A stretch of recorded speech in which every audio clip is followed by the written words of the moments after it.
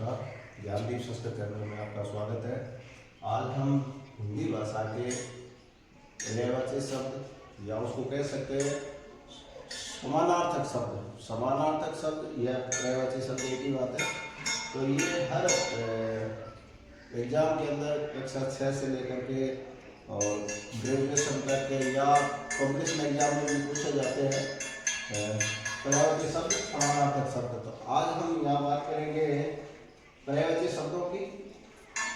मनुष्य को नर, मानव, आदमी कहा जाता है। स्त्री का समानार्थक शब्द है नारी है, महिला है, औरत है।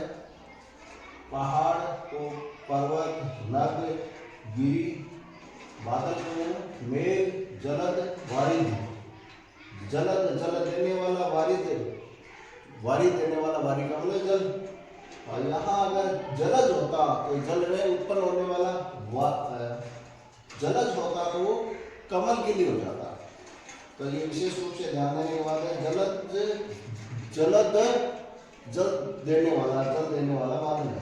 कमल, पंकज, जलज, नीरज, ये हम बात कर रहे थे। जलज की जल में उत्पन्न होने वाला, पानी में उत्पन्न होने वाला। पंकज, पंख का मतलब होता है कीचड़, कीचड़ में उत्पन्न होने वाला। नीरज, पानी में उत्पन्न होने वाला। तो ये होता है कमल। फिर आसमान, गगन, अंतरिक्ष, अंबर। पृथ्वी, धरती, धरा, भूमि। सूर्य, भानु, रवि, भास्कर। सर्प, सांप, नाग, भुजंग। गाय, गो, धेनु, कामधेनु। मोर, मयूर, नीलकंठ।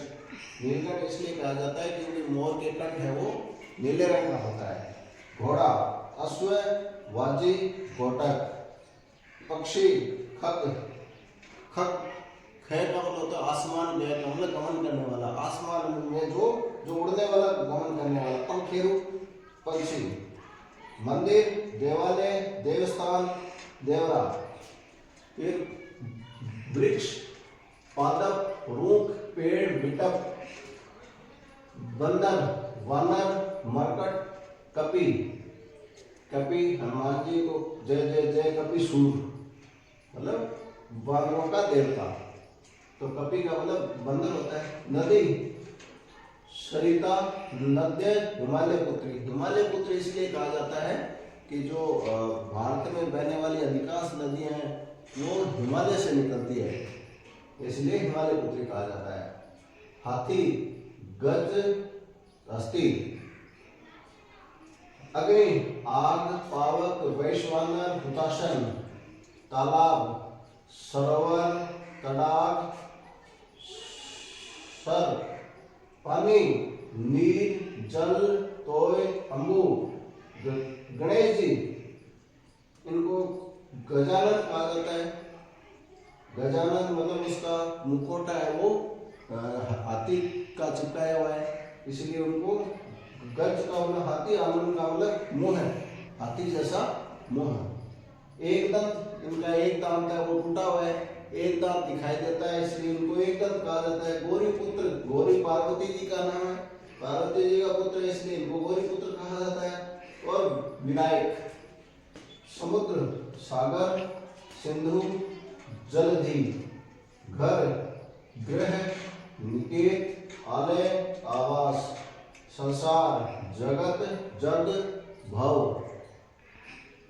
रात्रि, निशा, रजनी, रात। गंगा, देवनदी।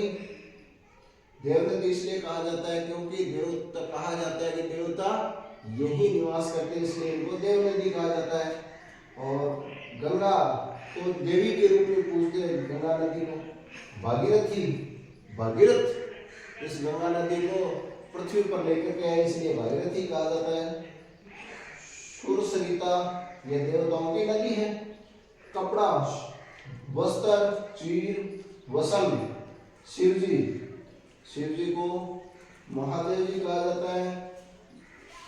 त्रिनेत्र कहा जाता है, उसके गुस्सा आता है तो तीसरा नेत्र खुल जाता है, इसलिए इनको कहा जाता है। चंद्रशेखर, इनकी जटाओं के पास में हमेशा चंद्रमा दिखाई देता है इसलिए चंद्रशेखर कहा जाता है। महाकाल, ये किसी काल के अंदर बंधे हुए नहीं है, अर्थात इसको महाकाल कहा जाता है।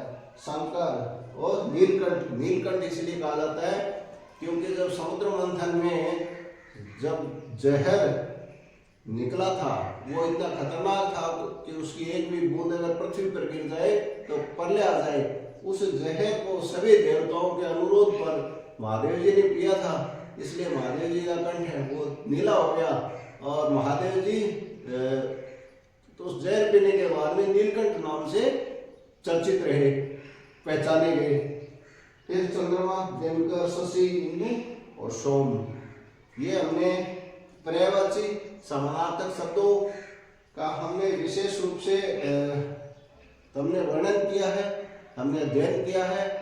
आशा है ये पर्यायवाची शब्द, समानार्थक शब्द आपकी हर एग्जाम के अंदर, आपके हर पेपर में आएंगे और आपने अगर इनका अच्छी तरह से अध्ययन कर लिया तो कम से कम 3 से 5 नंबर के ये सवाल है वो आपके आसानी से सॉल्व हो जाएंगे। जय हिंद, जय भारत।